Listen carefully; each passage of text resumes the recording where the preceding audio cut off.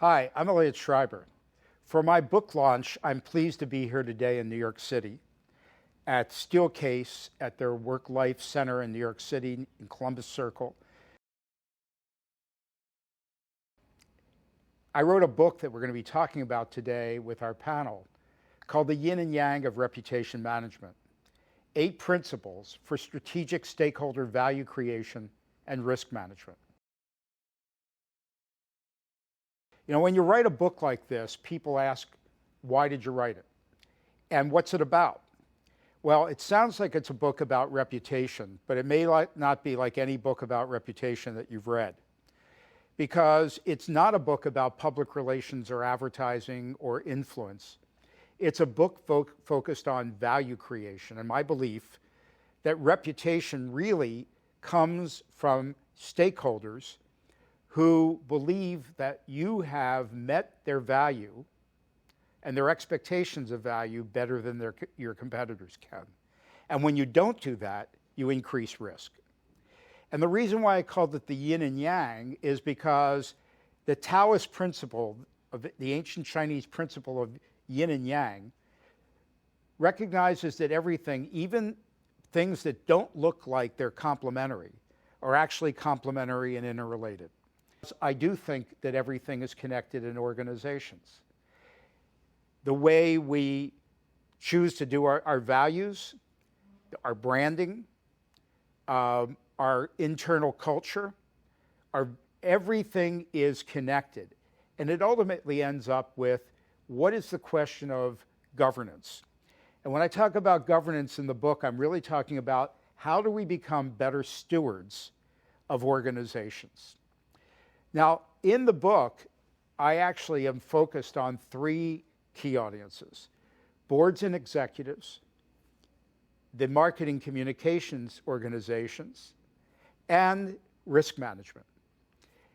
Why? Because all of those are involved and integrated, or should be integrated, in the way we come together and create value and preserve value in organizations. The 8 principles are elaborated in the book. The number 1 and most important principle, I believe, is that reputation does not begin externally, it begins internally. Principle number 1, values and culture are the sources of both reputation and reputation risk. Values create value. They determine what your objectives are, what you choose to concentrate on. So if your objective is primarily, I want to make as much money as possible, your culture is going to get people incentivized and going in that direction. If your purpose is to serve stakeholders and the well-being of society, those values will come through in your culture. And study after study is showing that healthy cultures lead to more profitable companies, they attract better employees, they attract customers, they get less regulatory scrutiny. They are the companies that rise up in reputational value. And so reputation becomes a measure of what we call value. And reputation is not normative. You can't look at it as what every company does. It is ascribed to you by each individual stakeholder. So there's a reputation for employees. There's a reputation of you from your customers, from your regulators, from your investors, and so on and so forth. The second principle is that boards are responsible for values as well as value creation and value preservation. Why values? Values aren't on the agenda of most boards, but values are the choices we make. They're the things we consider important. They are the things that drive our decisions, and they are what ultimately we will be seen by. The third is that reputation is dependent on stakeholders. Each stakeholder judges your reputation based upon their own values and their own needs. That your brand is a window into the soul of your organization. So your brand really reflects your values and culture. And if they are out of alignment, in other words, you espouse one thing and your brand connotes another thing, you are going to have risk. That reputation is your most competitive asset. And it is competitive. In every industry, someone will rise to the top. And when they rise to the top, it means they can set the ceiling on price, they attract better employees, they take your customers, they gain market share and market value. One of the other principles is that the choice between shareholder value and stakeholder value is actually a false dichotomy. We know that when we serve stakeholders, when we serve and create value for employees, for customers, for communities, for the wider society, shareholders are well served. When we focus only on shareholders, we deplete the value we can create for other people. That there's risk in reputation and a reputational opportunity in every risk. And finally, that reputation and risk are far too complex to be managed by any single department or any discipline. The first recommendation is that we need to break down the silos within our organizations and create integrated cross-functional teams. These are continuous teams comprised of all of the stakeholder-facing functions, along with internal audit and enterprise risk management, legal, human resources, and others. All of those who have responsibility for understanding stakeholders and the risks that we bear for our opportunities and our risk, the yin and the yang. The cross-functional team serves a purpose that it makes certain that strategy is inside the company from the bottom up and outside the company coming in. So they're listening to the stakeholders and they're bringing the voice of the stakeholders into the company. It also serves the purpose of providing better value and better information to the board. Boards need information to make their best decisions. And oftentimes a board hears from a lawyer, then they hear from IT, then they hear from the head of public relations, they may hear from the head of IR, and each of those people has a valuable input, but only from their own perspective. What I want to do is to encourage companies to bring these groups together cross-functionally so that they work together and they're able to look at all the opportunities and all the risks so that they have a balanced decision for the organization. The other recommendation is that we need to have a change in boards. Boards don't have values and culture on their agenda as much as they should. We want boards to look at their responsibility for strategy, which is value creation, and value preservation. And the only way to do that is either the entire board takes that upon themselves with the input coming from this cross-functional team, or they create a new committee of the board on strategy and stakeholder value, assuming risk from the audit committee, taking over risk from the risk committee if there is one, and focusing the entire organization on this group. So you go from the board getting more involved in values and value creation, the organization providing better information from a 360-degree benefit analysis versus the cons and risks of what's going on, presenting that to the board. So we go from what we might call governance, which often breaks down into compliance, like ESG, Sarbanes-Oxley, and other matters, and makes this about stewardship. How can we become better stewards of our organizations so we stop a lot of the future crises from continuing? PricewaterhouseCoopers has said that they did a survey and 95% of boards and executives, 95%, believe that they will face a crisis in the next 18 months to 2 years. That's remarkable, particularly when you think about all the crises that we have faced. And most of those crises did not come from outside. They were created because of faulty values and an unhealthy culture. So our discussion today is going to be looking at the book, looking at the principles. Do they make sense? The recommendations, do they make sense? And I've got a wonderful panel here, experts from the world of consulting, Boston Consulting Group and its think tank. We have a head of investment and value strategy from a major investment firm, the CEO of the National Association of Corporate Directors, and the executive director of Ethical Systems, a division or institute at the Stern School of Business at NYU.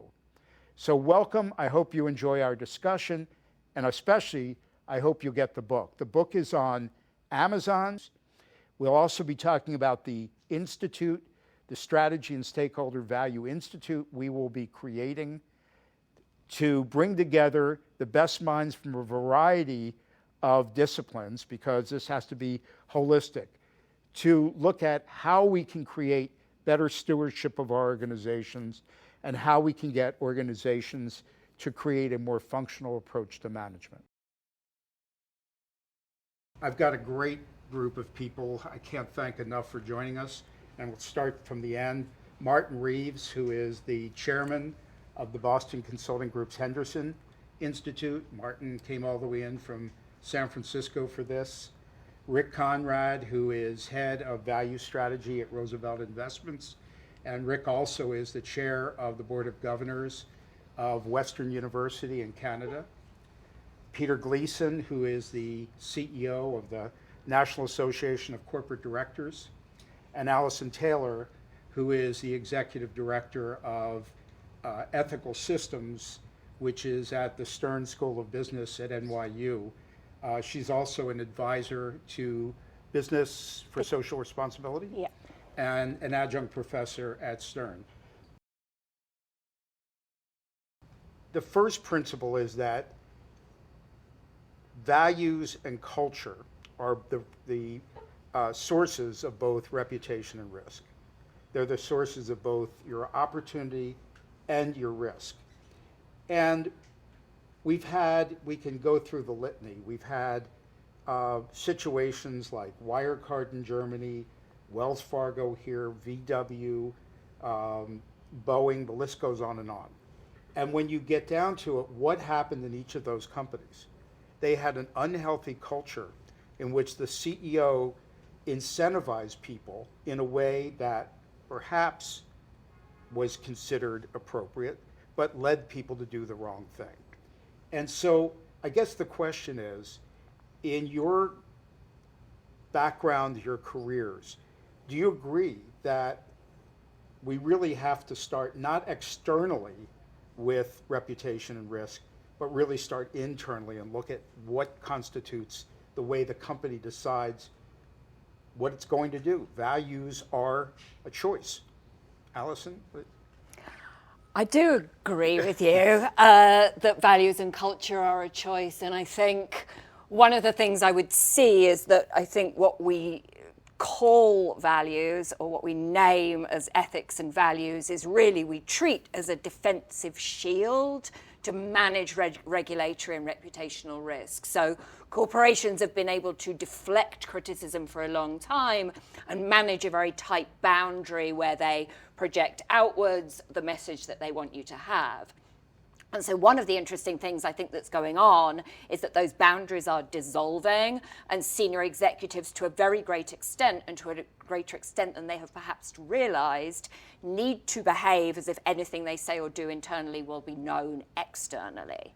So in that sense, if you have a values and culture that does not reflect what's really going on, if people feel that one thing is being said and another thing's being done, that will now be in the external environment. We can just think about leaking as the new whistleblowing. Employees are taking that stuff and strategically leaking and weaponizing damaging information.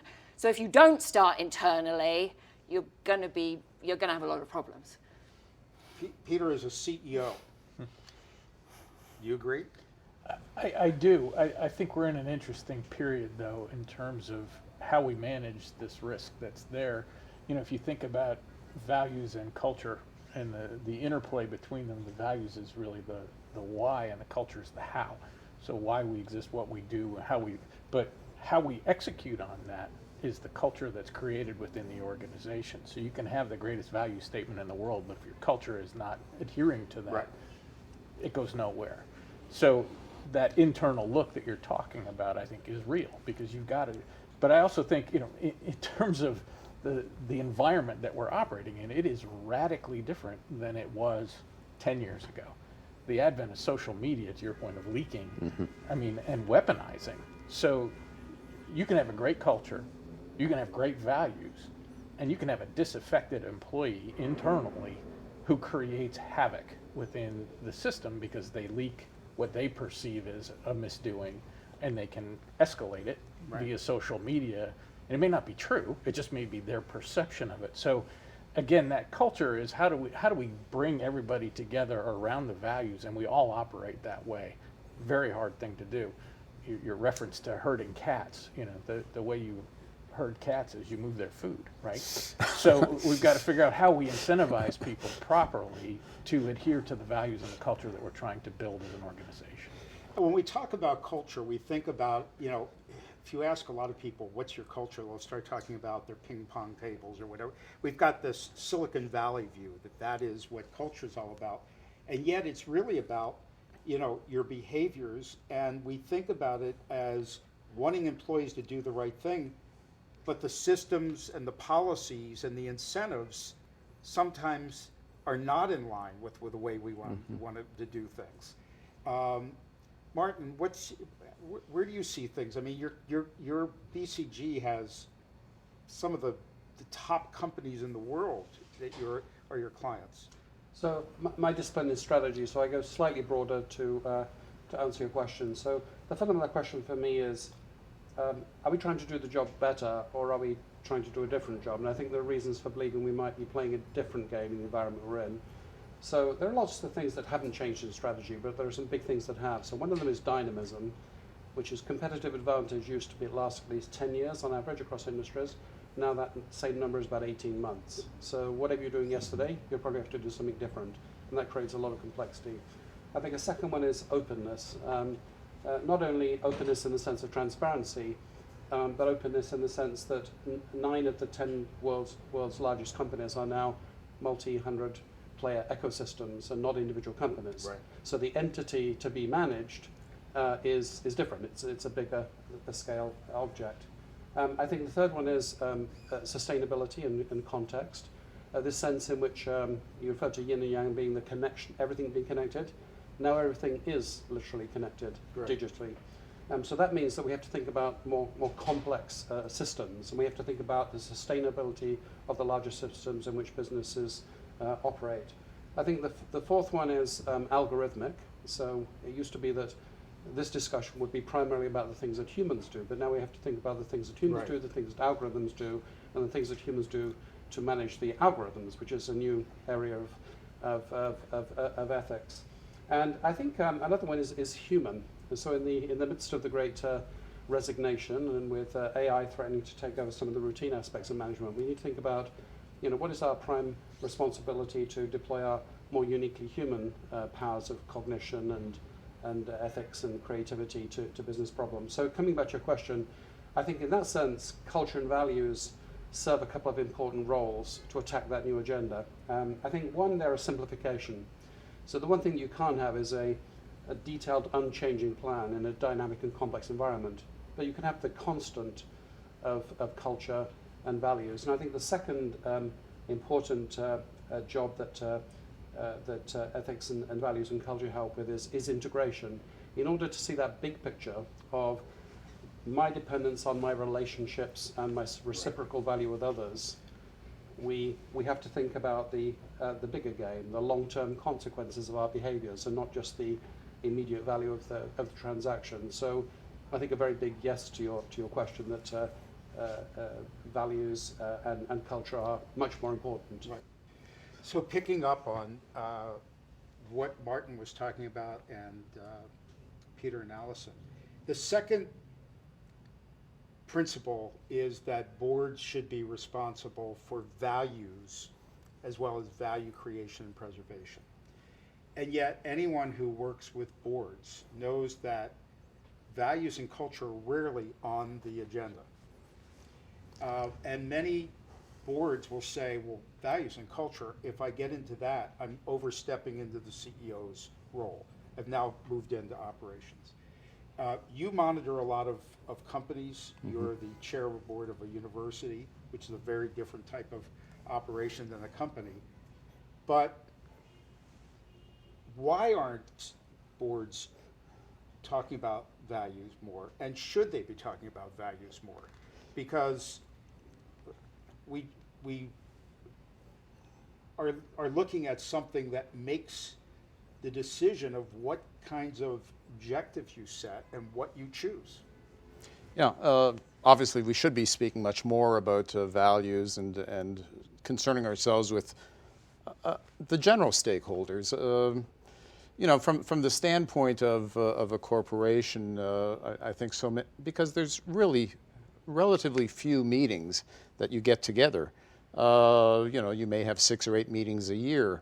You're prone to want to look at checklists. You're prone to want to look at quantified KPIs to measure the progress of the management of the corporation, and consequently, you tend to lose sight of things which are not easily metrified or quantified.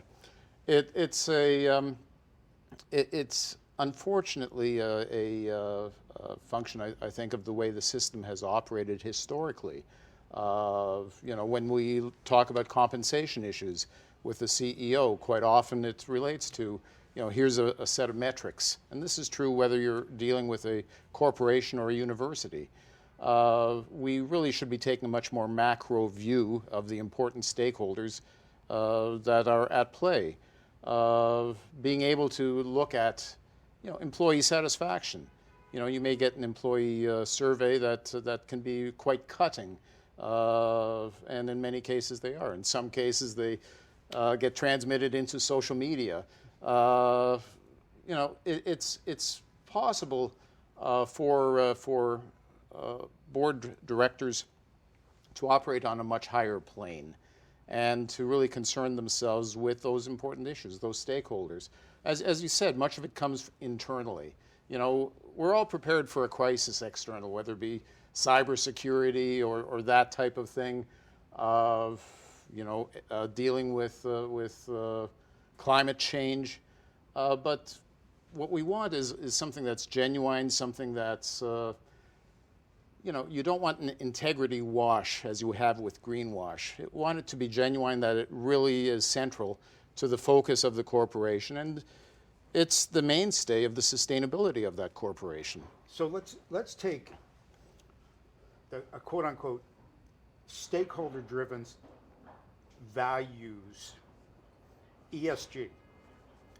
ESG is the thing right now, and everyone's talking about environment, your societal responsibility, and your governance.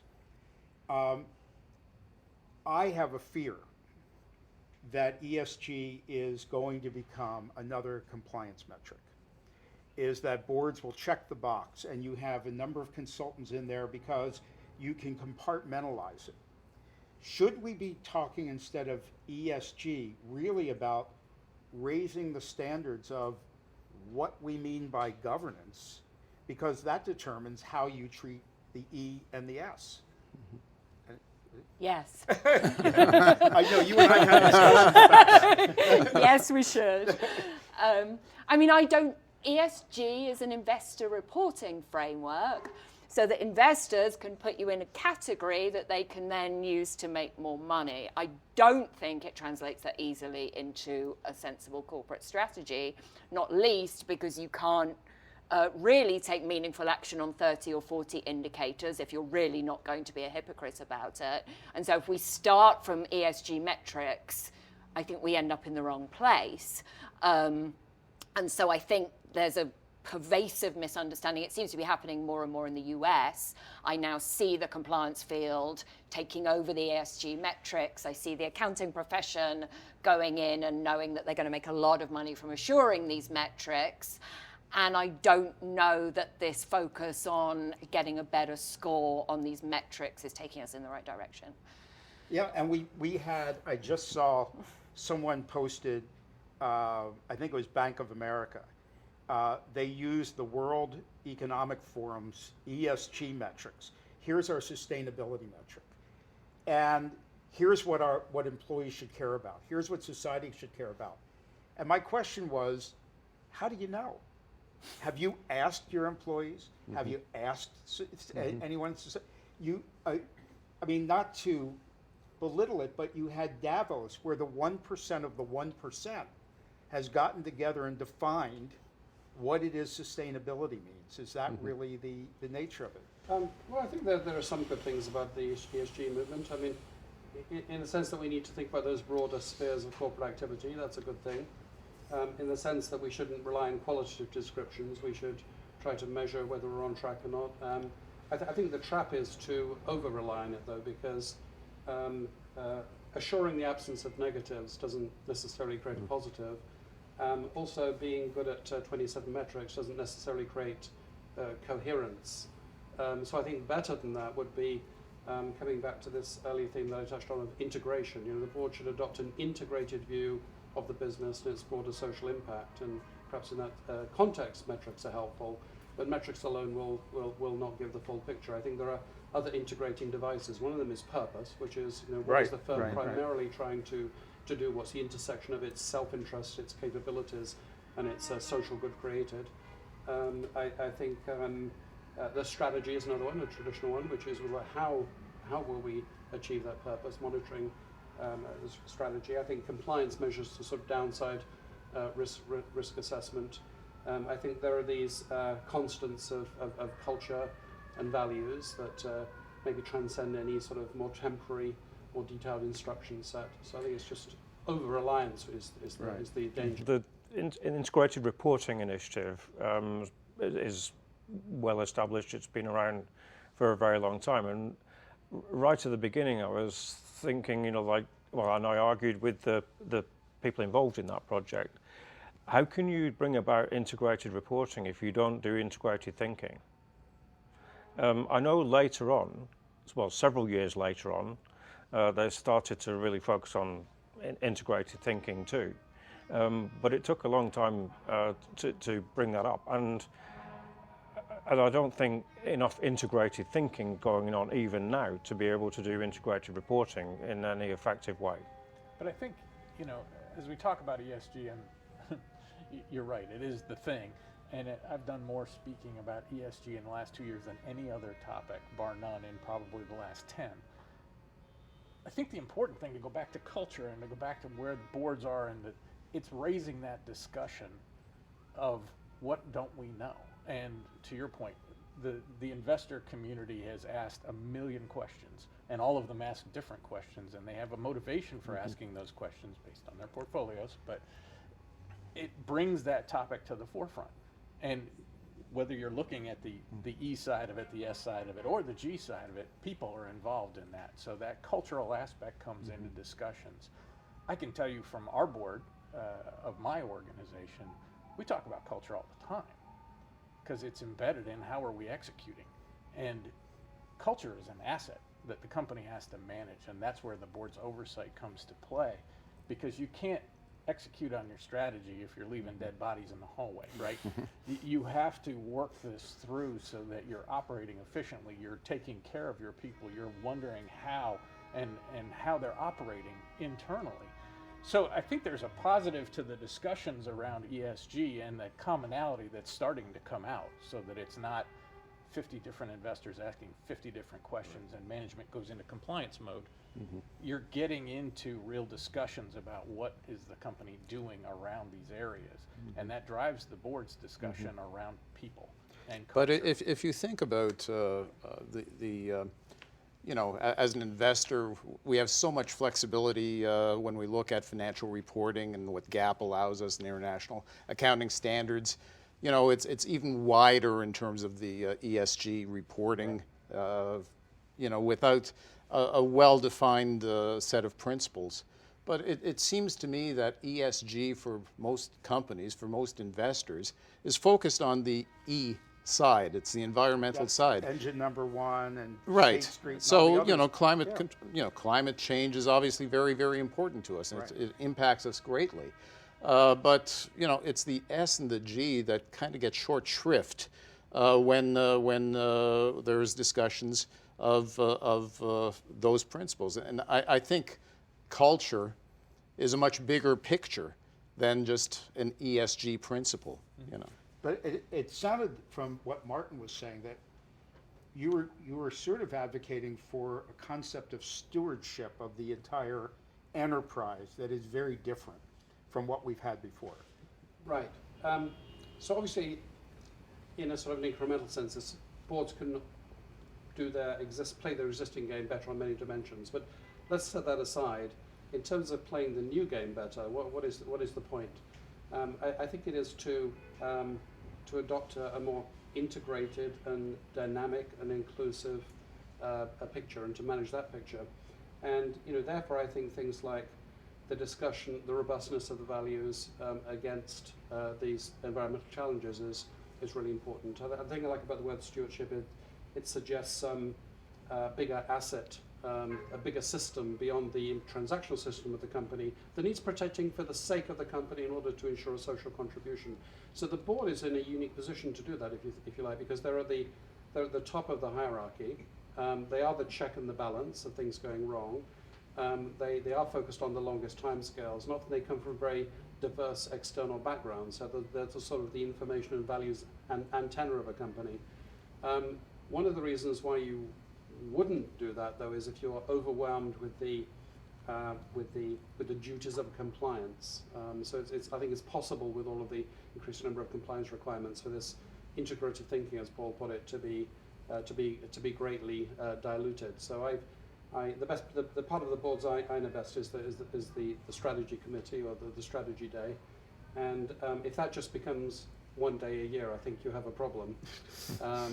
And because it's a very important perspective, because it's an integrated perspective. It says, how does it all fit together? Right. So the third principle that I have is one in which the reason why I thought it was so important is I read something that said that most people think that reputation is a normative concept. And the third principle in my book is that reputation value is defined by your stakeholders based upon their values and their needs. And so if you want to know the reputation of a company, you have to find out what the reputation is per stakeholder. And the question becomes, who's a stakeholder? And how many people are stakeholders? The environment is a stakeholder. It's a system. And when you really think about an organization, we've lost sight of the fact, I think, that the term organization came from a botany. It's an organism. And corporation is a body, organization, or organism. And whether you're talking in German or Spanish or French, they have somewhat similar terms. And so you can be an organism, a living organism, and to get your nutrients, capital, people, whatever, you need an interchange with your external environment. We've had situations where these have become weeds, and they've sapped so much of the environment that the garden gets killed. So how do we get people to understand? Because when you talk about ESG, there's agency that is with for engine number one.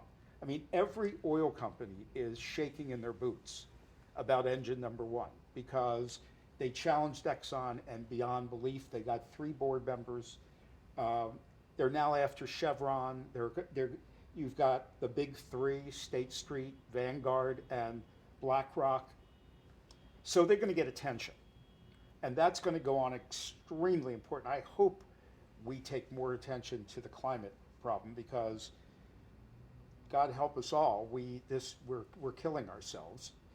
But it's all about understanding our stakeholders. Do we, or how should we? Let me offer a bridge between the biology you talked about and the operationalization of those organismic viewpoint, and maybe Rick can complement that. But it used to be that we could think of a company as a sort of machine, a stable environment, an engineered environment where we can create stable plans, where we optimize efficiency and make more money. And we don't really have to think about the externalities too much. Well, that's clearly not the case now for all of the reasons we've already discussed. So it's more, I think a company is now more like an organism in a complex changing environment that needs to learn faster than its competitors to survive and thrive. So how can it do that? Well, there are only so many ways in which you can be superior to adaptation. I think one has to do with perception, which is, are you seeing the signals better than others? So that's all about data and sensors. So I think relevant to the board, is the board getting the information flow that it needs to manage this increasingly complex environment? Some people say not necessarily. The last place for the IT revolution to reach maybe the boardroom, so that's one agenda. So perception, I think another one is cognition, which is you may be seeing the signals, but can you make sense of the signals? Right. How do we make sense of the signals? By employing imagination, creativity, by using algorithms, machine learning to spot complex patterns. Are we doing that to the full extent that we need to? I think the third one is cooperation. An ecosystem has the power of collaboration and amplification, and it's a very important new piece of architecture in business. And that's important because what is the board of? Well, legally and historically, the company, but the world's largest companies are now multi-hundred-player ecosystems. So we have to actually invent the new discipline of governance for such ecosystems.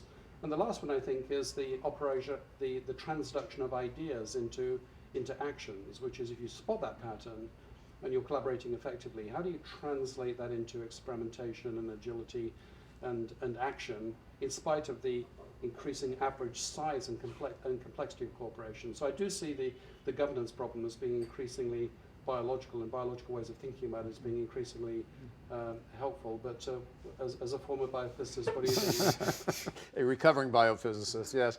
I agree with much of what you've said. I think it's interesting.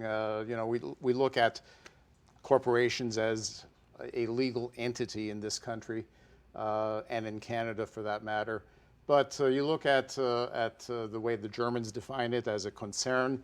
You look at the way the French define it as a société. It really is a société. It really is an ecosystem that has a lot of flows, externally as well as internally. And it's a matter of being in a steady state, but with various changes that are occurring, mostly from within. Those disruptions are something that a board has to attune itself to. And, the way agendas are generally set up at this point, you've got a report from this committee with a very specialized area, this committee with another very specialized area. The communication really is not at a macro level as it ought to be because you're reliant on these specialists with, a risk committee, which may be separate from the audit committee, in a University of Property and Finance committee, an investment committee. And the amount of communication that takes place there at an adequate level to really drive the corporation and to drive those values or to drive that university is absent. We don't have those lines, in most cases, we don't have those lines drawn those lines of communication drawn very well. We talk about organizations being able to sense what's out there in the outside world. And I read a survey by Weber Shandwick, which is a large public relations firm. And what they found was that on average, about 85 to 90% of executives thought that their reputation was better than what they were given. So what do you do when you think your reputation is undeserved? You hire more PR people. Sure. So Get the message out there. You have, it used to be that 20 years ago we had I think it was 1.9 to every one journalist, PR people to journalists. It's now 6.1 PR people to every one journalist. That's because there's not as many journalists. There's so. not as, exactly, no, exactly, and you've gone to social media. But it's also an indication, and I think you just wrote about it recently, is that the PR community also has sensed that when you talk about ESG and everything, it's a way for them to come in, and it makes you feel good to say, you're doing a lot better than people think you are, because they want to believe that. So let us tell your story. Let us tell a better story. And once again, it's like placating the outside, but not saying, let's look like what's inside the organization and determine what are the values that got us there in the first place. I think you got to look at, again, we've got such a different environment that we're operating in where social media has taken over. So you may have a very good culture, you may have a very good set of values, may be operating very well, but in the social media world, somebody's got a grudge and things are circulating. Telling the story, I think, is a way of balancing. So hiring a PR firm to come out and say, here's what we're doing, here's what we're focused on, because that message may not be coming through very well. Not to say that you can't have the opposite scenario, but I think it's incumbent upon businesses right now, because the mission is so important to the employee base. What's important to us? What are our values? Communicating that out, as opposed to having it as an internal mechanism to satisfy employees within the organization, you've got to message that. And that's where the PR firms come in to tell that story as a way to announce to the world, here's what we think is important. It's one thing to say it inside, it's another, in the stakeholder world, to announce to the different stakeholders, this is how we're going to operate. These are the values we hold up. This is the culture that we've established, and we need to tell that story. So As that long as it's really your values, exactly. not just No, it's not just values. you're not blowing smoke. Right. You're actually telling the story of the organization and why we exist. To, I think, Paul's point. No, I think you want to say something, don't you? I don't know how well we're telling the story of the organization and why it should exist. I keep reading these academic papers where they've correlated value statements because they're so generic and they use the same words, and everybody says we have integrity and we're competitive and we're nimble and we're this and we're that. So they're not distinctive. And I agree with you that there is a lot of noise. It's become much more difficult to be coherent. But there's also very simple stuff like saying that you believe in climate change and stand for climate change, and then where are you spending your political lobbying dollars? You could just align that. Right. You can't have one message over here and another over there. And I think this gets to your point about silos and everybody thinking in a very defensive way. And people have not looked and said, well, we've made this particular commitment to this particular environmental issue. And I would look over here, we seem to be funding a politician who is undermining that effort. And there's been this idea that you can deflect and tell that story. And what's happened is people are now connecting those dots. When my students are deciding where to work, they're not looking at the sustainability report. They're looking at what clients the company's working with and its core business model. So I don't think we can treat ESG, sustainability, or whatever it is, as the paramilitary wing of the marketing department anymore. The bottom line in this age of transparency is behaviours tell a bigger story than any spin that a PR agency might put out. Yeah, exactly. And then, values are usually delegated to compliance, really, in the code of conduct. And so there seems to be a reluctance to say something distinctive that might alienate somebody and have a distinctive identity. If you think about Google or Amazon or someone like that, no matter how they might alienate people, but they've drawn a line in the sand and said, this is what we're like and this is what we stand for. And a lot of other companies, its integrity is in our DNA, and this kind of meaningless brochureware, really. Yeah, you could change the names, and it's the same company. They say the same thing. It's another danger of reducing things to a set of standard metrics. You probably get a better social result if every company does a little bit better on everything, but you probably don't get the best result compared to each company contributing according to the specific thing that it's best at. And also, in relation to a problem like climate change, you actually need a diversity of solutions. You don't need everybody doing the same old thing a little bit better. Right. We actually need experimentation and survival of the fittest. So I think ESG performance should be thought of in the context of the specific strategy. So you champion cross-functionalism in your book. I'd maybe even use a stronger word, which is strategic coherence or strategic integration, and say, look at the strategy on an expanded canvas as a whole, and expanding with respect to time, the short-term and the long-term consequences, and spatially expanded, in other words, not just the obvious immediate stakeholders, the transactional stakeholders, but the other stakeholders, and think about the limits of your business model, and fix the limits of your business model, because those social limits are in your own interest to fix, and they also align your best contribution to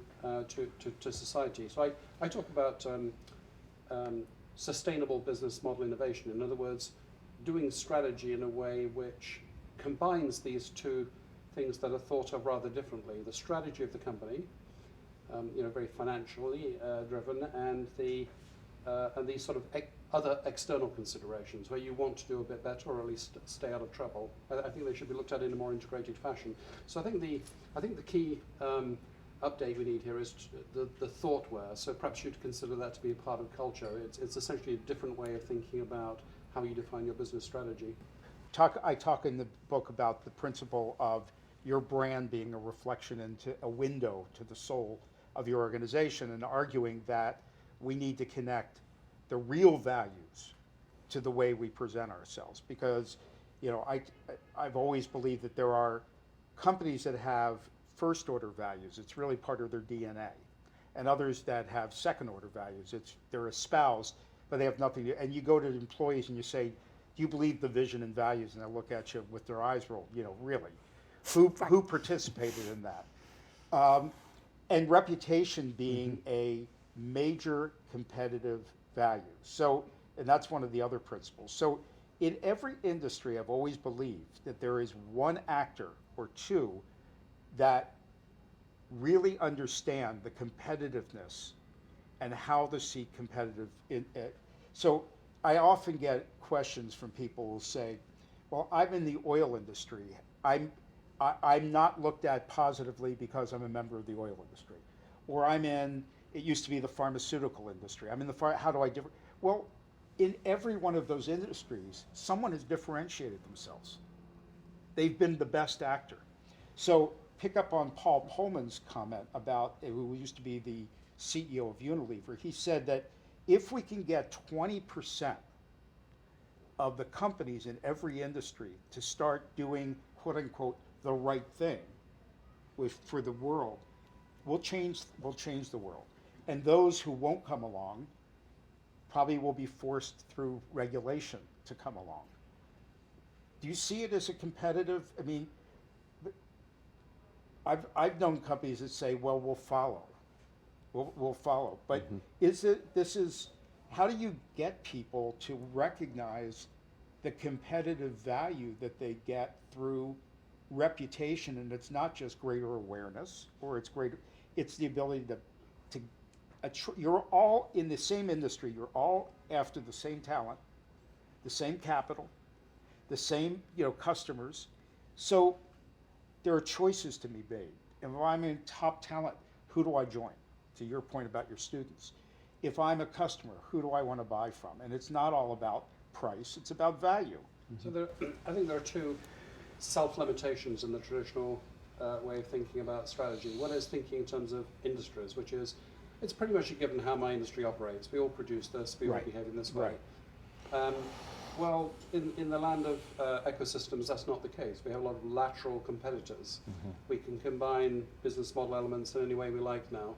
and the transactional cost of doing so because of digital technology can be remarkably low.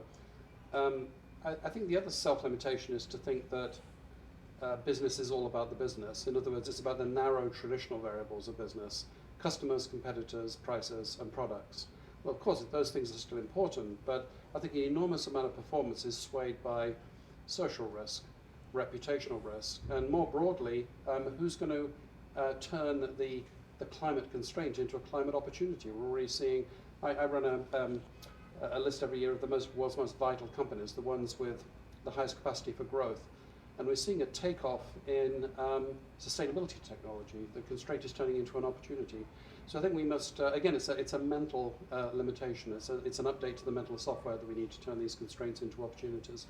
The Edelman Trust Barometer, I'm not always a great fan, but it is used, and because people are giving their opinion, it doesn't necessarily mean what they really believe. That's opinion polls generally. But they've shown that people are more trusting of business now than they are of most institutions. Absolutely. And maybe it's to the point that business is doing things and seeing the opportunity to improve the environment, some, not all, or diversity or whatever, where government is pretty sluggish in terms of responding to all that. I think that we've spoken a lot about the problems of companies today and what needs fixing, but actually, if you ask the question, who should we trust to fix our major common problems, corporations have a lot of advantages, right? They're extremely pragmatic. They're very good at solving problems in the world. They're very good at turning imagination into new realities. Constraint always becomes an opportunity after a certain length of time. As you say, they're relatively trusted compared to governments in most parts of the world nowadays. So I think we must think about the opportunities as much as the problems when we think about this. That's like one of my principles. There's reputation in risk, and risk in every, and there's an opportunity in every risk. And if you say, oh my God, this is our risk out there, well, where's the opportunity to differentiate yourself and take some competitive advantage? I also think, we've seen tremendous innovation out of corporations over the past 2 decades, where if you go back, I always think about the space race. That was government. We're going to get to the moon. We're going to fund this. We're going to innovate. We're going to be the leaders here. Now we look to corporations to lead. I mean, take the vaccinations that we just went through here with the pandemic. We're looking to the Pfizer's, Moderna's, Johnson & Johnson's to be the leaders and innovate and solve the problems that are affecting us. And you, Peter, you were talking about, this damned if you do and damned if you don't. Today, in the New York Times, Pfizer's being attacked for their profits. Right. They were heralded months ago for developing the vaccine. They were, but again, if you were watching the social media during that whole time, there were like, yeah, of course they're going to make a fortune on this while they're doing it. Right. Why is the government turning to these guys, not the 10 other pharmaceutical companies? Right. There's always that undercurrent of distrust. But I think, and I've been watching the Edelman Barometer for years, and it moves. It moves radically depending on what's happening in the environment. I can remember a few years ago, corporate CEOs were ranked right up there with used car salesmen. So, it's going to vary depending on what's happening in the environment. But I think ultimately, if your behavior demonstrates that you're creating real value for society, and that's the way in which you build the reputation, that's the way you achieve longevity for their company. And I mentioned before, if we look back at the first industrial revolution and the Quakers, they were solving real problems and creating real value. They built roads, infrastructure, they created model villages, provided schools, housing, what we now call social capital, and they were doing all of the things that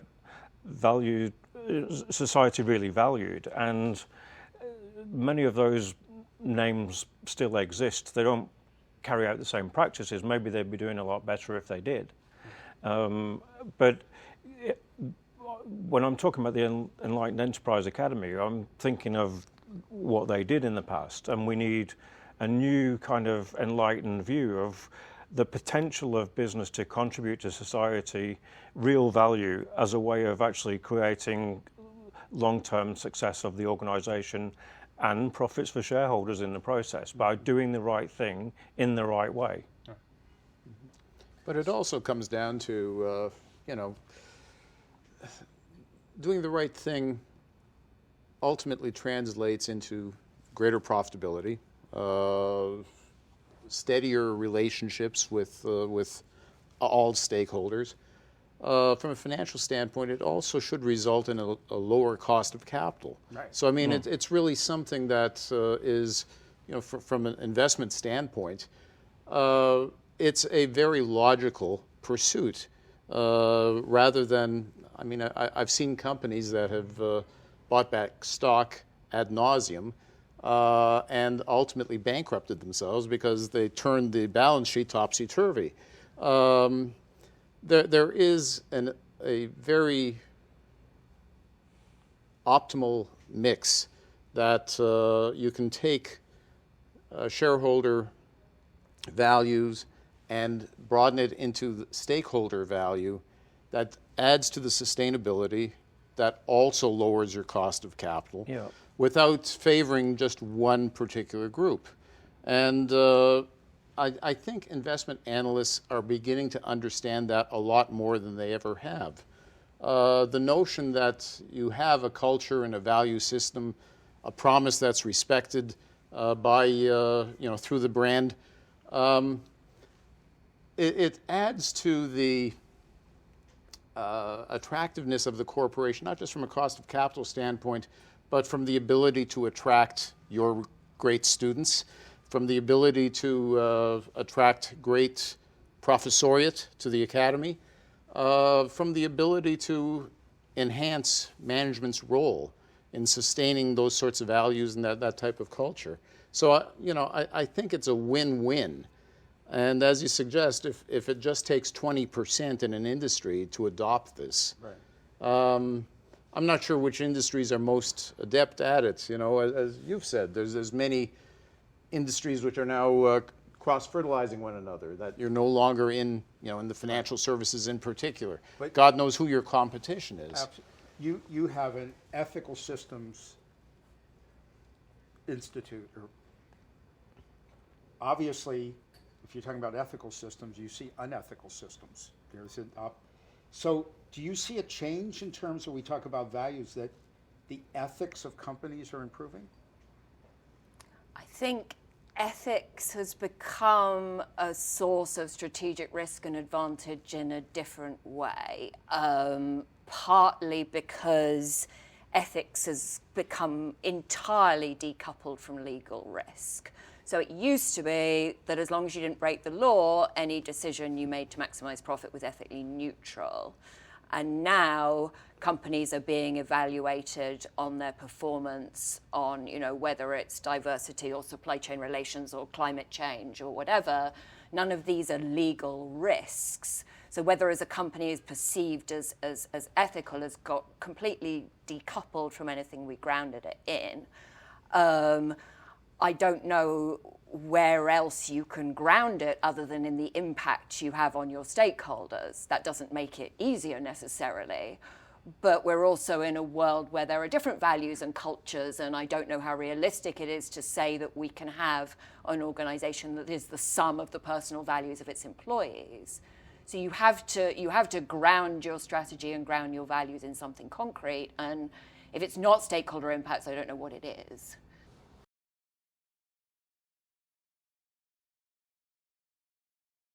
Let's turn to potential solutions.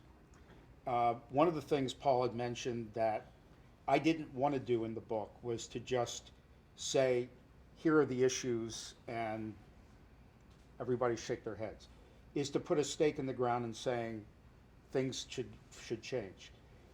The reason why I proposed, and the last principle in the book, is that reputation and risk are far too complex to be managed by a single function.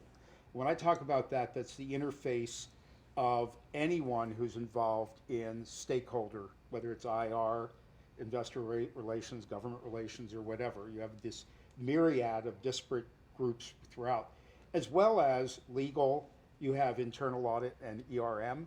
which I have been amazed have endorsed the concepts in the book, because what they see is that over the years they've been doing risk management by risk registers, heat maps. Here's the and that they're looking at studies now that show that they miss about 75% of the risk because they're internal and strategic, and they're looking external at most of the risks. So would it be better, and I know it's going to be problematic, to consider companies saying, we have got to create a synergistic or cross-functional or strategic alignment or something that is different between the mechanistic way the company is now going versus a cross-functional approach. And let me give you an example for the discussion. The CEO of Delta Airlines responded when the state of Georgia changed its voting laws. His first reaction was to say he supported it. Immediately, employees, customers, suppliers, and everything said, how could you possibly endorse what we perceive as a restrictive voting rights? He had been briefed by his government relations people that he should support it so he wouldn't upset state legislators. He then came out and retracted that and said, this is restrictive and I don't like it. In my mind, if we had had in that company, instead of him taking a briefing from one discipline, who's thinking about one stakeholder, which is the government people, to be able to turn to a cross-functional group that says, okay, you're going to irritate this group, you're going to please this group, there's our risk, we may lose our oil credits from the government, but here on balance is the position we should have. That to me warrants the consideration of a cross-functional approach to business rather than the silos. Your views, and how difficult will it be for companies to adapt? I think a big yes, except I'd use a stronger word than cross-functional. I think it's probably just semantics. Right. I'd say integrated. Integrated in the sense of looking at the outside and the inside, short, long timescales, longer-term timescales, immediate stakeholders, broader stakeholders, and an integrated view of the strategy and the culture. How do you get to that?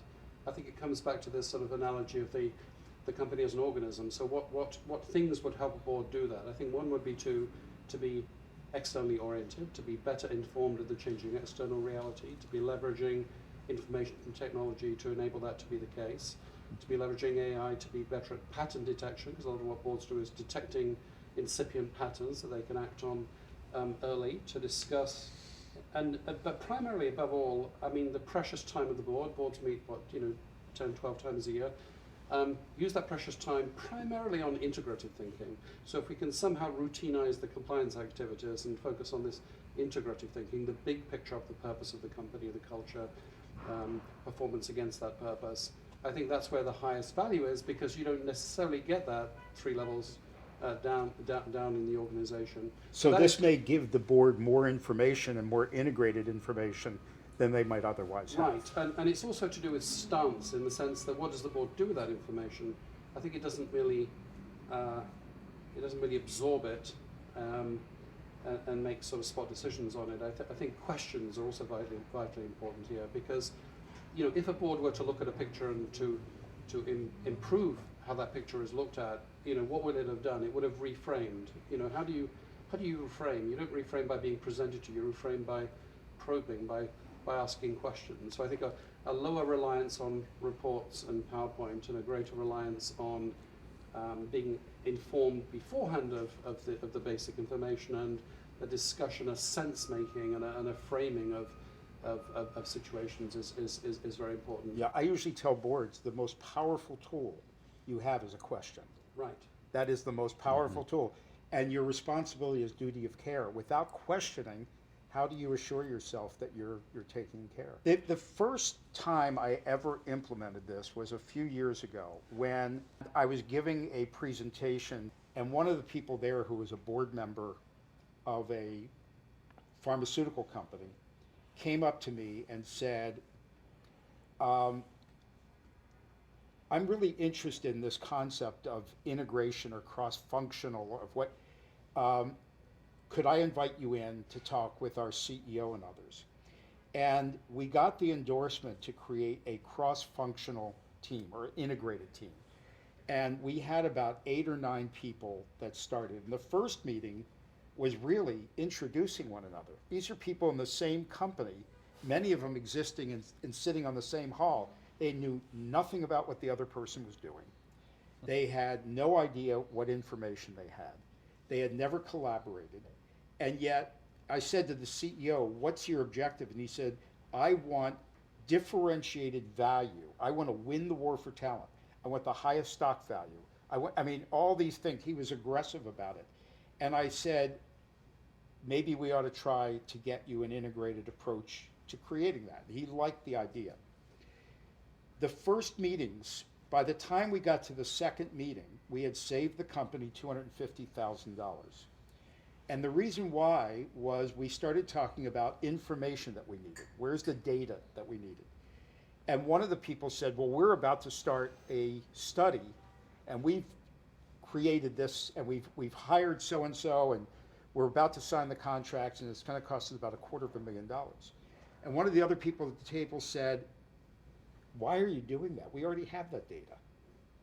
And they said, well, why didn't we know about it? And they said, well, why should you? We collected it, and this happened to be the marketing. We collected that data. We always collect that data. And what do you do with it? Well, we provide it to the business people. Well, why didn't you share it? It never even occurred to them to share it. Never even, it wasn't malicious. It just, it never even occurred. So they said, okay, why don't we do this? You don't have to do the research. Take our research and apply it. Maybe it'll cost you $5,000 or $10,000 to make some, round the edges or whatever. Interestingly, what happened was that they all of a sudden started realizing that most companies do zero-based budgeting. And if the marketing department now gave away $250,000 worth of research, then the other department that had put it in their budget no longer needs research money. So we had to go to the CEO and then to the controller and say, can this group get a budget? This cross-functional team operated for about 6 months. I can't tell you, honestly, how excited they were to work together and the value it was creating. And then the CEO left. And a new CEO came in and said, I really don't want this cross-functional team. Let's go back to the way it was. And the board just went, okay, you're the CEO. And that started me thinking that perhaps we need to have the board involved, because a new CEO can't come in and say to the board, I want to do away with the audit committee. I don't need a finance committee. The board would say, absolutely not. We want to get a cross-functional integrated team because that provides us with more and better information that we need.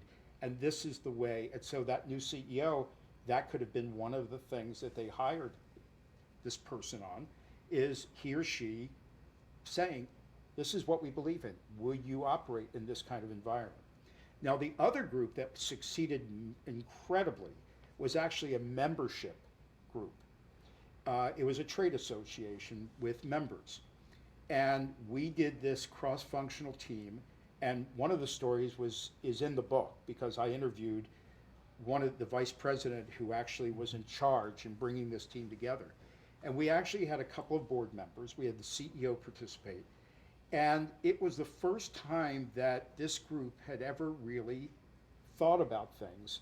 And what was interesting was they got to a point where they said, well, we're talking about a different strategy. If we change our strategy, we may lose some of our members. And the CEO turned to the CFO and said, can you calculate what's going to be the cost if we lose these members? And the head of membership said, wait a minute, if we change this, I can get more members. People who wouldn't have joined the organization before because they thought we were boring, and we can get rid of these laggard members, and we can bring in new members, and maybe we can actually charge more for membership. Well, made the CEO's eyes sparkle. Well, they did that, and they took it to their board, and the board accepted it, and they went to their members, and that group has grown tremendously.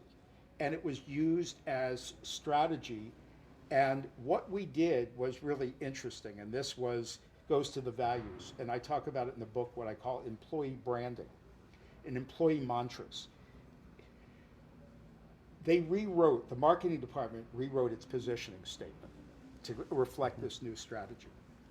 And we realized that most employees are not going to understand this language. So we went to each of the heads of departments, went to their employees and said, tell us what this means to you, and how will you help us fulfill this mission?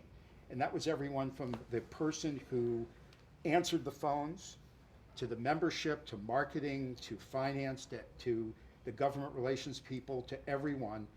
And to this day, if you walk into this organization, on the wall are pledges by employees.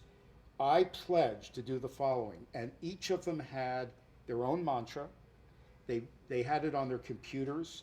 They had it on their desk. And so rather than a common vision and values, it became, this is my commitment to this organization to help them achieve that view. And that came out of what couldn't have done. You probably might have had somebody from marketing or PR or whatever membership say, we have a great idea, or HR. This percolated up, and the CEO was involved, and they loved it.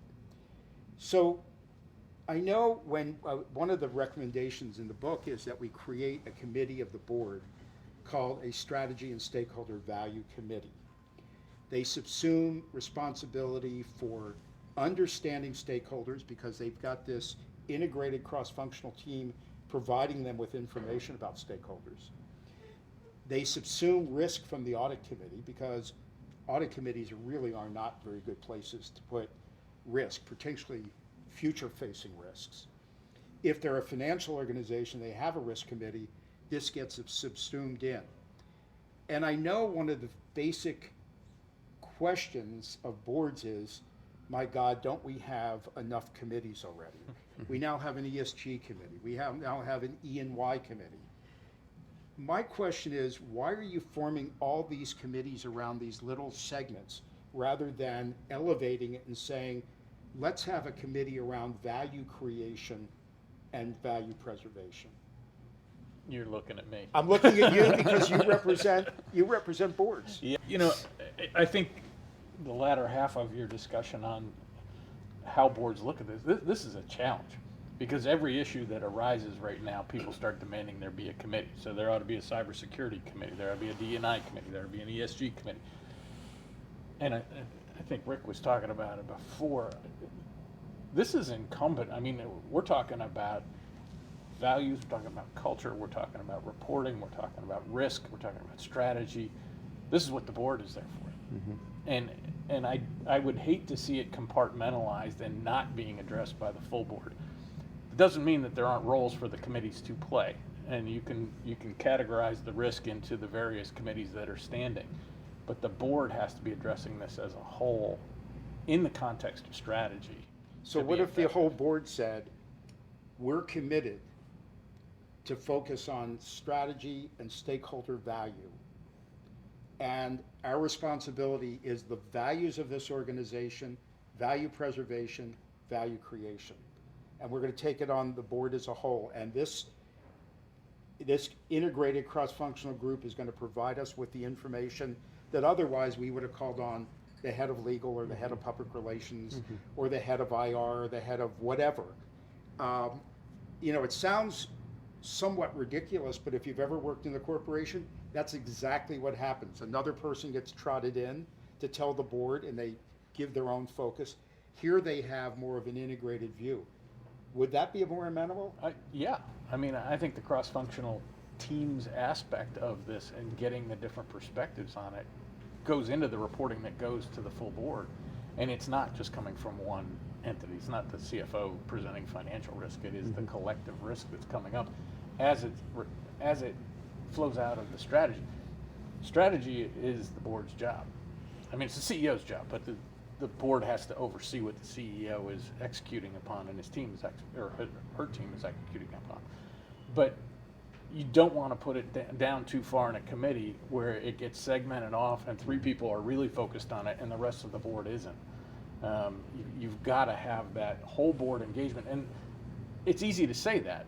It's hard for the board to do it, which means it has to become a standing agenda item for discussion at every single board meeting. You know, we always used to say that strategy is a process, it's not an event.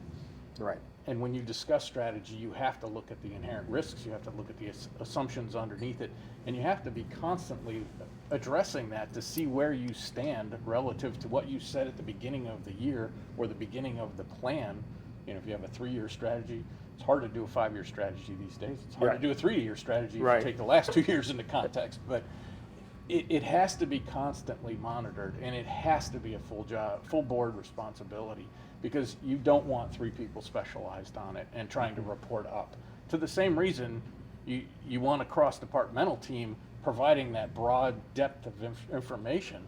If it goes into a committee and it sits over here, I think you're oversimplifying. So what you're saying is, this could work if the board changed its agenda and starts focusing and saying, at every board meeting, we want a discussion about value creation and value preservation. And the board, I always believe, the board should be looking, 75% of their time should be forward-looking, helping the organization see where the future is. And yet when you talk to board members, they go, oh, most of the board meeting is focused on the finances from the last quarter, problems we had the last quarter, everything is, you know, that's done. Well, I hate to tout one of our books when we're talking about your books, but you know, we did a Blue Ribbon Commission on strategy, board's role on strategy oversight 5 years ago, I think. And this is what we were talking about, was it has to be on the agenda at every meeting. And you have to talk about all the things that contribute to strategy, the risks that are inherent, how the environment is changing, and it is at every single board meeting you get an update on where this resides. Because if you do it as an event, not a process, the board comes together, they do an offsite, they establish, you know, the CEO brings a strategy in, the board says yay, nay, pokes a few holes in it, and then it goes up on the shelf, and they don't talk about it anymore. That can't happen. This is a living, breathing, dynamic, especially in today's environment, where you have climate change impacting supply chains, where you have the Great Resignation, and you have your students looking at, what's that company doing, and who are their clients? Do I really want to go work for that? And it seems like we're in agreement that there's a real need for integrated thinking. The big question is, how do you achieve that? And what we're talking about is the suggestion of one way in which we might actually bring about integrated thinking. Because at the moment, it seems to me like most conversations about integrated thinking are really about wishful thinking. What are the ingredients of integrated thinking? One of them is you see the elements of the integrated picture, so there's something about information flow. One of them is a way of looking at things, so you're trained in system thinking and integrated thinking. Another one is that you do the thinking. In other words, it's not being presented to, especially about things that have already happened. It's asking questions about things which might happen. I think it's about what you discuss. So, you know, a functional topic, let's say cybersecurity or something, I mean, it's important. I'm not sure that everybody needs to go into the minutest details of that, but things like the purpose, the culture, the strategy, I mean, these are integrative topics. Right. I think we talked about great questions. You could put together a toolkit, the essential elements of an integrated board. I think that whatever that is, there are always alternative ways of organising to achieve any end in business, but we must be clear about the purpose. That's the job to be done, as it were. Right. What's the difficulty? And as I say in the book, you're going to have some people that are probably going to quit and say, no, I came in here to become the head of this function. Particular silo, yes. This silo. I trained all my life to become the head of marketing. I became the head of public relations, head of IR. Now you're telling me I have to share responsibilities with people? I'm out of here. Yeah, I think when we discuss these things, I think it's it's too crude to say that hierarchy, functional division are bad.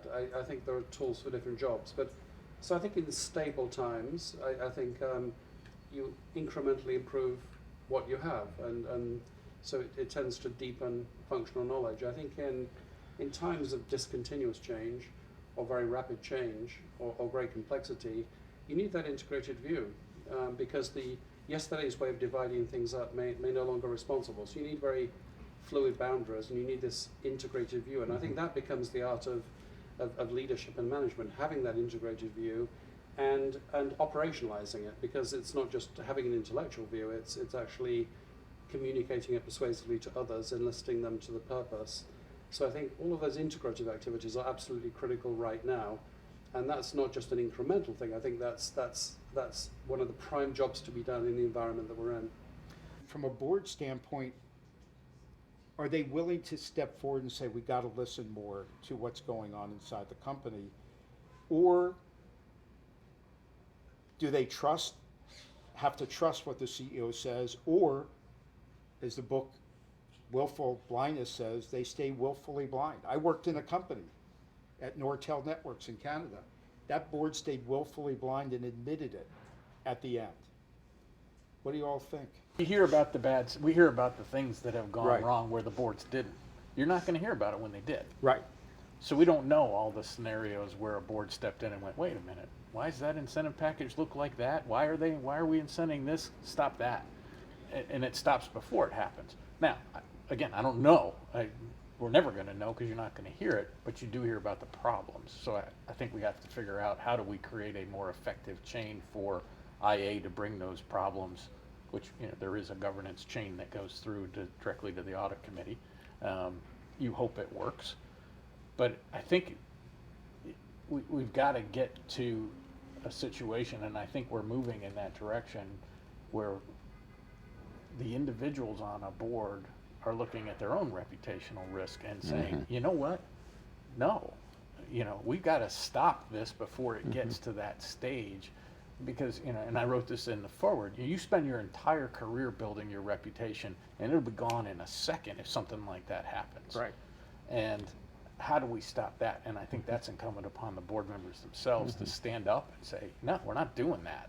It comes down to what you mentioned as far as recognizing the patterns, being able to have lines of communication with employees. That again, as a former board member and someone who's chairing a board at this point, I take a lot of time to discuss with staff, with faculty, with loan awards officers. What is it that we're doing right? Why would a student want to come to Western? To me, it's incumbent that it be a very active role. It has to go beyond this.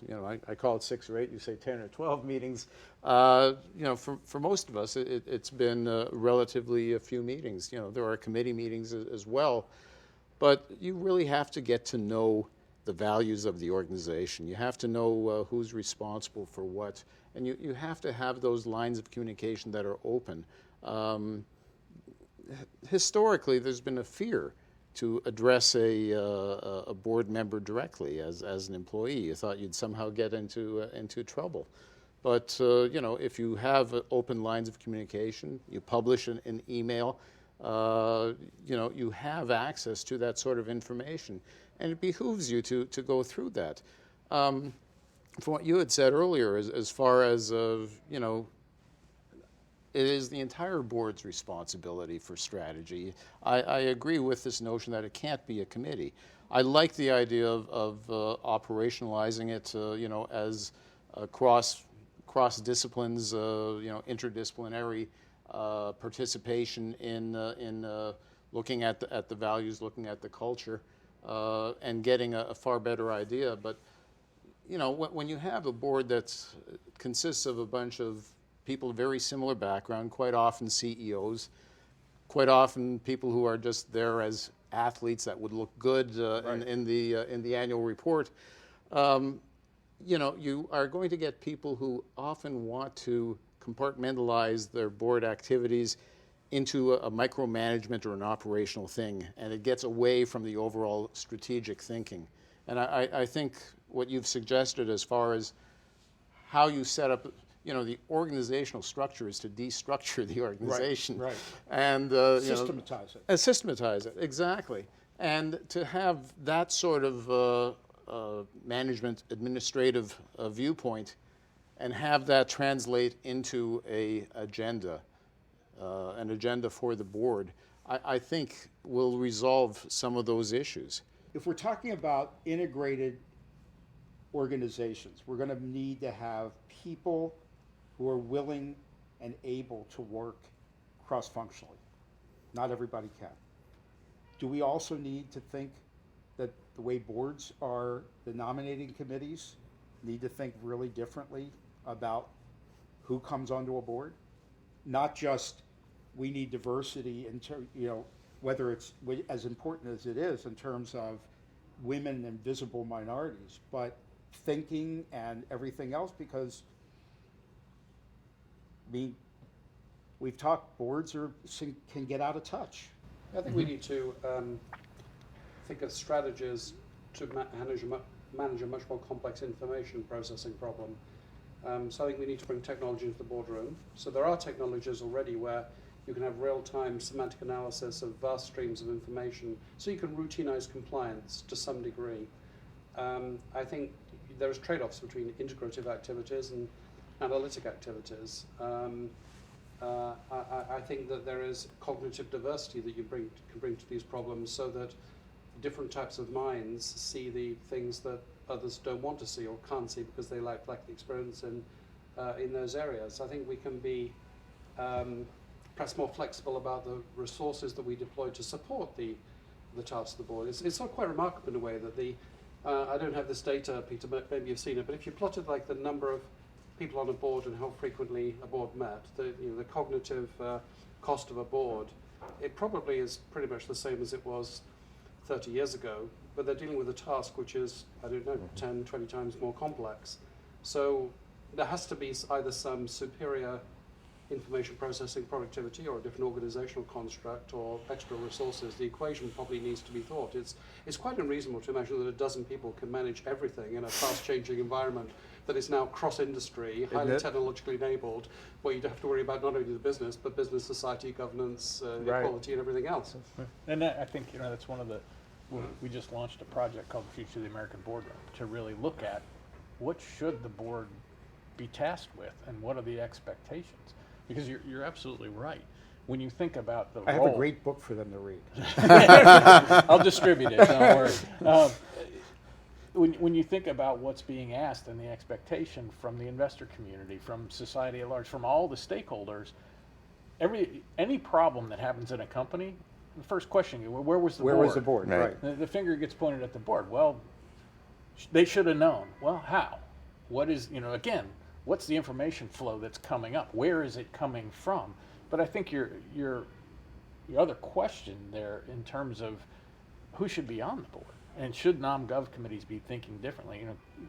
Years ago we talked about cognitive diversity before the whole diversity swell came about, and people went, "What do you mean by cognitive? We're all smart people." Well, yeah, but do you all come from the same backgrounds? Do you all look at issues exactly the same way? No. Most of the people sitting around the board looked pretty much the same. They were cookie cutter. We're moving in a positive direction there. We haven't moved fast enough, but you've seen movement. It's been forced in some cases. We're seeing laws passed for diversity and gender diversity requirements, and now racial diversity requirements. But that cognitive diversity is also a component there. And I think, I look at all the cultural issues we've just been talking about. Where does a lot of that reside within an organization? It resides in HR, right? They're the ones tracking all this information. They're getting the data, the statistics to put together to report. They're also creating effective strategies on how we manage this within the organization. Well, when we think about boards, there's a lot of call right now for HR executives to go on boards because they think differently about these issues than top-down, money-oriented, bottom line approach. Right. They're thinking about it from a cultural standpoint. How do we, maintain our organization? There's been a call for the last decade to have IT executives on the board. And you start going, well, do we need that, or do we need that knowledge and the reporting be different? Right. But this whole discussion of different skill sets that need to be brought on to make the board think differently, diversify that cognitive relevance within the board is critical. And it's going to continue to evolve as we continue to evolve. It's an evolution. It's not a revolution, and that's where we've got to think about what do we need to continue to, how do we go into a continuous improvement mode as a board itself.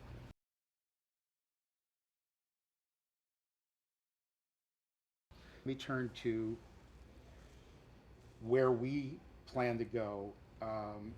And Paul and I have planned to launch a Strategy and Stakeholder Value Institute. It'll be www.ssvi.io.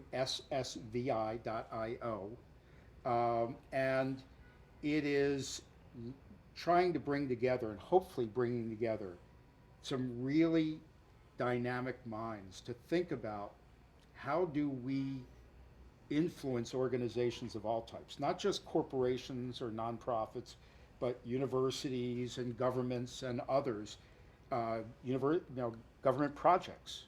How do we think about helping them think through these issues, maybe developing a toolkit? Part of this may be training people within those companies to implement some of these changes themselves. What do you all think about this concept of an institute where you can bring people in from a variety of disciplines and get their views on all of this? You run a kind of an institute. How does it work? I think it sounds great. I think you should do it. I think it seems that there's a lot of debate, there's a lot of need, there's a lot of debate about how to make this happen. So I think it sounds amazing. I don't think it's clear what the solutions are to a lot of these problems.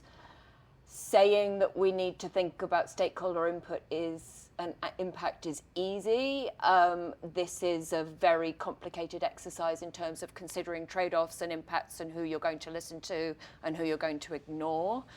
I think we're at the beginning of that conversation. I mean, Ed Freeman's been around a long time, but you don't see those approaches embedded in that many organizations. So yeah, go for it. I think it'd be amazing. Is this something that you think would be worthwhile for you or people like you to get involved in? Yeah, I mean, I think anything that advances the ball here. I mean, your point's so spot on that this is an evolving way of thinking about it, and there are so many questions that are out there that have to be answered. We don't all have the answers, so let's get the collective thinking. And especially if we can get it collectively internationally. And really get that input. And that's the other thing that I'm very proud of this book. It was endorsed by people from 7 countries. The case studies are international, and so we can learn an awful lot. And to your point, we're going to see the evolution very differently. I think in Europe, it's like CSR was much different. It really meant something versus here it was more programmatic. But it'll evolve, but we need the input from all over the world. Absolutely. I think, the pandemic changed a great deal of the way we've operated. I think the notion of having a fresh start on governance is a fairly important one. There's a lot of companies which have had decent governance, but the issues in terms of dealing with values have not been front and foremost for most businesses. Not until there's a crisis, and it's generally an external crisis, and someone is going to get let go. Often the CEO, someone gets the blame. Right. But the reality is that I think there's a lot of blame to be shared in terms of not really appreciating all stakeholders in the organization. And I think any training that we could get through this sort of institute would be very helpful. You know, the notion of interdisciplinary thinking, and you know, in universities in particular, you know, the sharing of the silos tends not to be something that's front and center. You know, I've been running this department forever, and you know, not until, and by the way, I'm tenured, so forever is a very long time. Right. You know, it's something that I think we as board members have to look at and examine. Are we really getting the inputs that we need? Are we recognizing the patterns that we should? And that's true at the corporate level. That's true at the nonprofit and university level as well. Martin? I think nothing to add. I think it's a good idea. It's a moment in time where there's receptivity, and I think there are clear gaps. So absolutely. Great. I think how you do it, you need to model the approaches in how you set up and run and gather information from the institute. Absolutely. So you are showing people how to do it as well as being a repository for information. Absolutely. That is one of the things What I would we've do. said. We need to model this, and so we have to have an institute that is run the way we say. I think that is going to be how you succeed as much as the papers you put out. Walk the talk, as they say. Yeah. They do say that. Any final words? This journey from shareholder to stakeholder really is going to go somewhere, but it's not going to be easy. And I think it's going to be easier if we provide some support through the Institute. And I think it's about actually demonstrating what the real advantages are, rather than just being critical of those that don't get it yet. To me, it's really clear what the advantages are, and I can't see why some people don't get it yet. But I think that more and more people are starting to get it, and we need to create that kind of body of knowledge and understanding in order to support more people on the journey.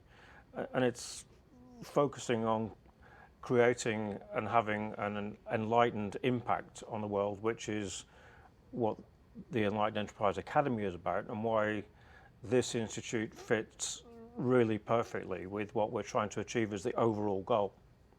Very cool. So with that, I think we'll thank our panel. I'll start on this side: Alison Taylor, Peter Gleason, Rick Konrad, Martin Reeves, and Paul Barnett. Thank you all so much. I mean, this has been, I can't thank you enough for taking your time, because that's the most valuable thing anyone can give, to join us and have this discussion. Pleasure. Thank you. Congratulations. Thanks Thank so you very much. much.